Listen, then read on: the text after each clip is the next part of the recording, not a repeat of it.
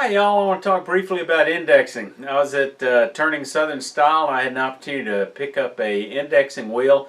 Not have to pay shipping, so I thought I'd jump on that deal and just want to show you, how I set it up and how I set up the indexing jig.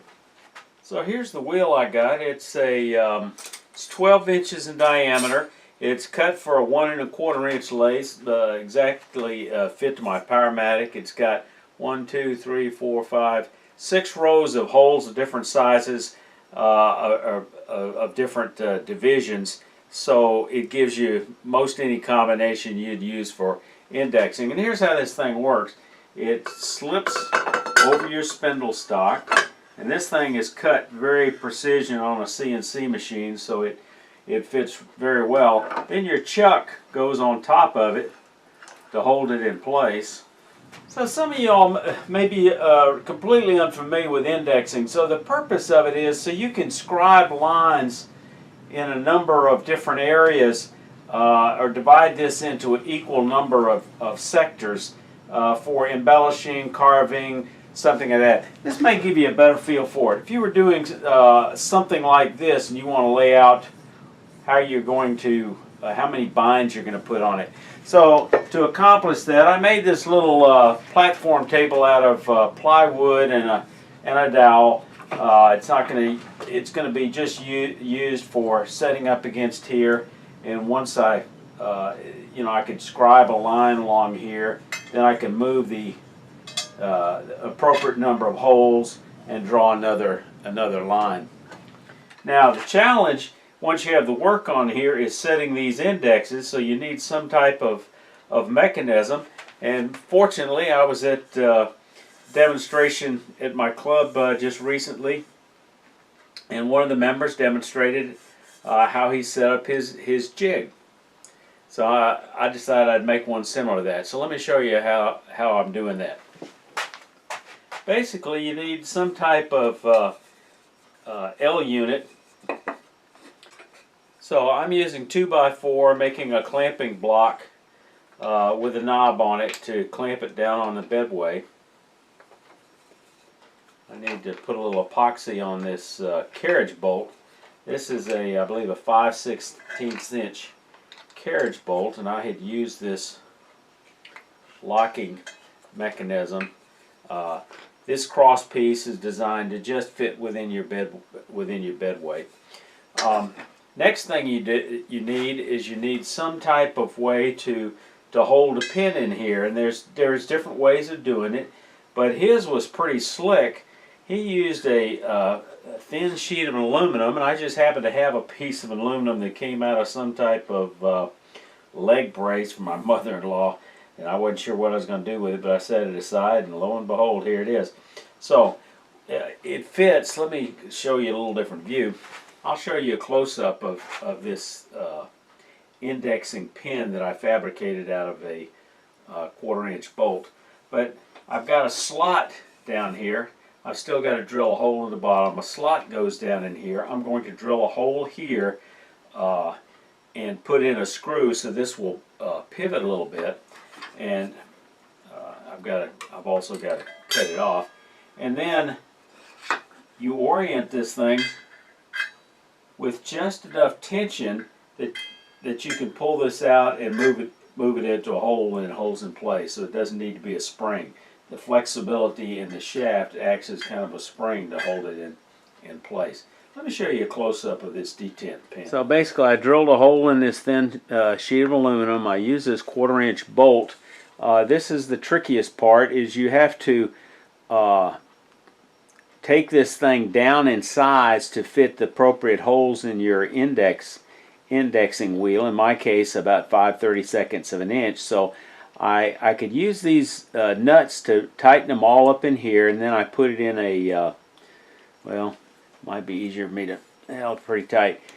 You just put these, take these nuts, screw them down, and then put this thing into your hand drill, electric drill, and then you can grind the end of this thing down and just keep checking it periodically. And while the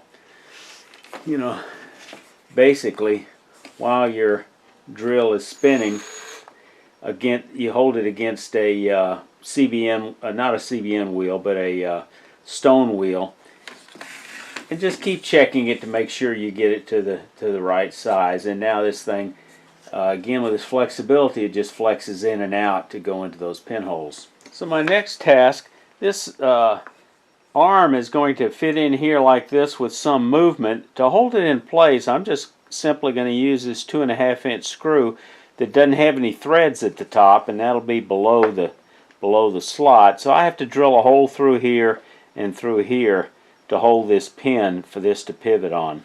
So first I drill a hole into this aluminum arm. Next I drill a hole, matching hole in this.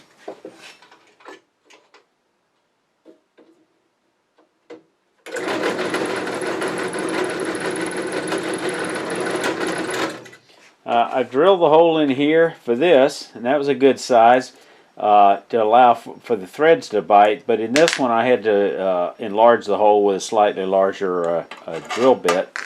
Now I realize that the slots that I've cut will not allow this thing to swing far enough in either direction. So I've got to go back on the bandsaw and cut these slots, extend them a little bit. So back to the bandsaw, I adjusted the fence so this just touches the left-hand side. Then I'm going to come down about, not sure exactly how far I need to go. Probably close to a 3/4 of an inch.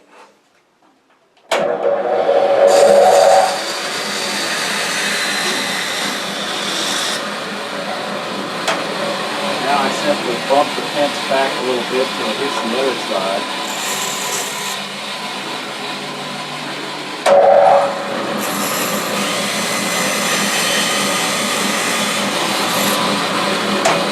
Okay, now I start this hole.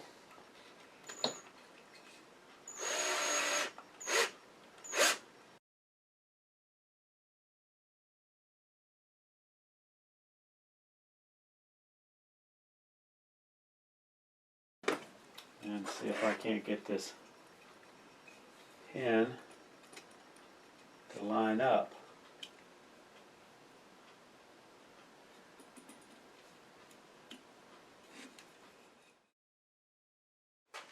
Alright, so I've made this so it registers against the headstock, and that makes it nice and firm.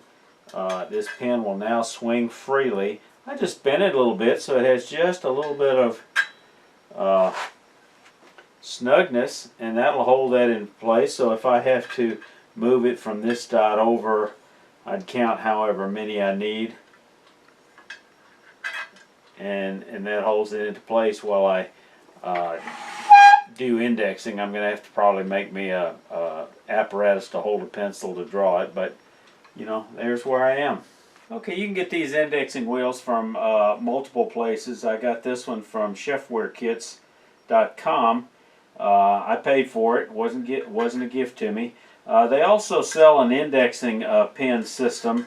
By the way, this is about $59. You can buy a kit with the indexing pen arm. It's very nice for about $119. But I thought I could make this one and save about $60. So I think I'm going to be real happy with this. If you like this video, give it a thumbs up. If you're not a subscriber, please consider subscribing. Y'all stay safe. Come on back here.